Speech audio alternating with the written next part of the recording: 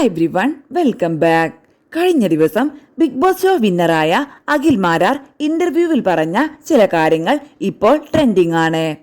അവരുടെ വാക്കുകൾ ഇങ്ങനെ: അടുത്തൊരു സീസൺ വരുമ്പോൾ മുൻപത്തെ സീസണിലെ മത്സരാർത്ഥികൾ അതിനേക്കാൾ ഉപരി അതിന്റെ വിന്നറും കൂടെ ആയിരിക്കുന്ന സമയത്ത് ഈ സീസണെ കുറിച്ചുള്ള അല്ലെങ്കിൽ മത്സരാർത്ഥികളെ കുറിച്ചുള്ള താങ്കളുടെ അഭിപ്രായം എന്താണ്? മാധ്യമങ്ങൾക്ക് മുന്നിൽ പറയുന്നതിനേക്കാൾ എനിക്ക് സന്തോഷം നമ്മുടേതായ കംഫർട്ട് സോണിൽ എന്റേതായ ചാനലിൽ സംസാരിക്കാനാണ്. അങ്ങനെ ഞാൻ അനുവിനെ സപ്പോർട്ട് ചെയ്ത് സംസാരിച്ച സമയത്ത് അനുവിന്റെ PR ആക്കി.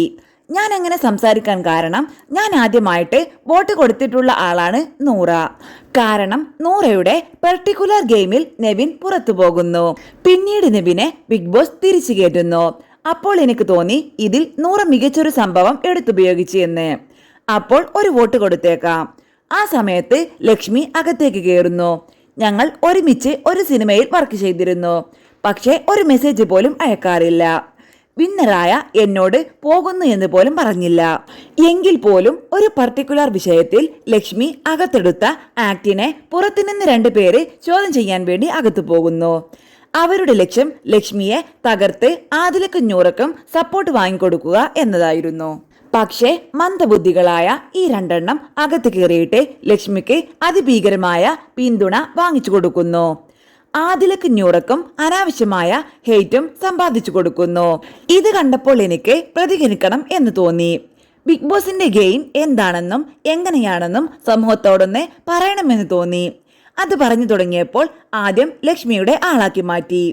പിന്നീട് നെവിനും അനുമോളും തമ്മിൽ പ്രശ്നം വന്നപ്പോൾ അനുമോളുടെ PR ആക്കി. അനുമോളും അനീഷും ഷാനവാസും ഈ സീസണിലെ വോട്ടിങ്ങിൽ എപ്പോഴും മുന്നിൽ നിൽക്കുന്നവരാണ്. അതുകൊണ്ട് തന്നെ അവരുടെ ആർമീസ് ആക്റ്റീവാണ്. അപ്പോൾ അനുമോൾക്ക് സംസാരിച്ച എന്നെ അറ്റാക്ക് ചെയ്യാൻ തുടങ്ങി. പിന്നെ അത് നമ്മളിലേക്ക് ചുരുങ്ങുകയാണ്. എവിടെയോ കിടന്ന അഖിൽമാരനെ കൂടി ഗെയിമിന്റെ ഭാഗമാക്കി. പുറത്തു നിന്ന് വന്ന് 2 വിഡ്ഢികൾ ഇവർ മിടുക്കരാണ് എന്ന് പറയുമ്പോൾ ഇവർ മണ്ടന്മാരാണെന്നേ ഞാൻ പറയൂ.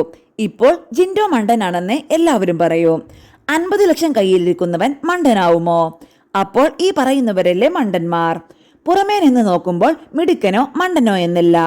ലൈഫിൽ അവൻ്റെതായ കാര്യങ്ങൾ ചെയ്തെടുക്കാൻ കഴിയുന്നുണ്ടെങ്കിൽ അവൻ മിടുക്കനാണ്. പക്ഷേ നമുക്ക് മണ്ടനായി തോന്നാം. ആ മണ്ടത്തരത്തിൽ അവൻ സക്സസ് ആയി.